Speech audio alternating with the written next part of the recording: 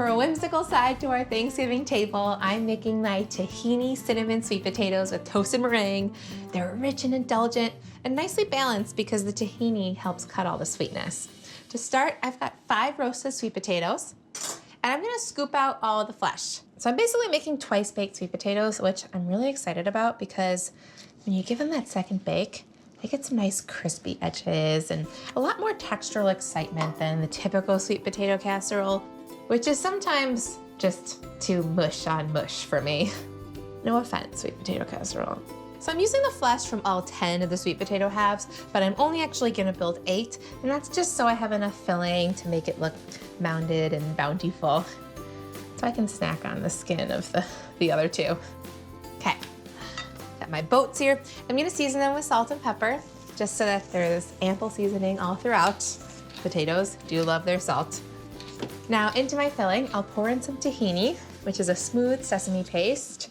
And tahini fits in so seamlessly with the flavor profiles of Thanksgiving, namely cinnamon and sweet potatoes. A few tablespoons of maple syrup. Not too much, but just enough to give it life. 2 tablespoons of softened butter. Some kosher salt. And cinnamon and ginger. And I'll mash this up. I love how simple all these flavors are. When they come together, they make some major magic. Okay, I would really like to taste this filling. Yeah. It's sweet and nutty and really creamy. Wow, I could eat that whole bowl, but I'm not. I have to fill up my sweet potato boats. So I'll just pile on some of the filling. These will be nice individual servings. I'm just looking for a nice, voluptuous mound. Just like that. So I'll keep on filling these, and then I'm gonna stick them back in the oven at 425 for 10 to 15 minutes. And while they get golden and crisp, I'll make my meringue topping. This is basically a quick version of marshmallow cream. It's gonna be sweet and cloud-like on top of the sweet potatoes. I'm starting with 2 large pasteurized egg whites, and I'll beat these up and allow them to get foamy.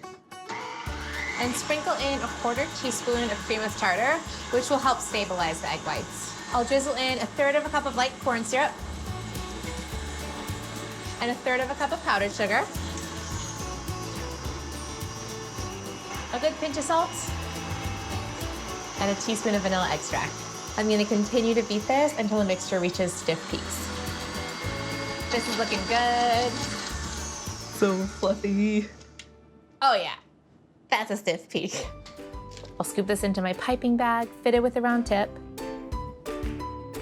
Okay, my meringue's ready. Let me check on my potatoes. Oh, they smell so sweet and cinnamony, and I am loving the color that they've gotten. They're gonna have some nice crispy bits. Okay, I'll take my meringue and just pipe it on, and I'm gonna do a fun squiggle. When else can you put a pile of marshmallow on your plate and call it dinner? It looks like a cartoon potato. I'll just keep on piping.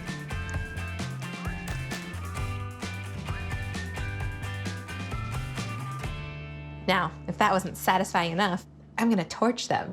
Dun, dun, dun, dun. If you don't have a propane torch, you could definitely broil these, but using these guys allows you to see the browning in real time.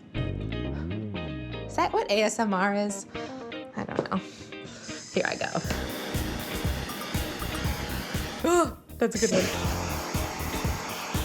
Smells like s'mores. Ha! I mean, those are some supermodel sweet potatoes.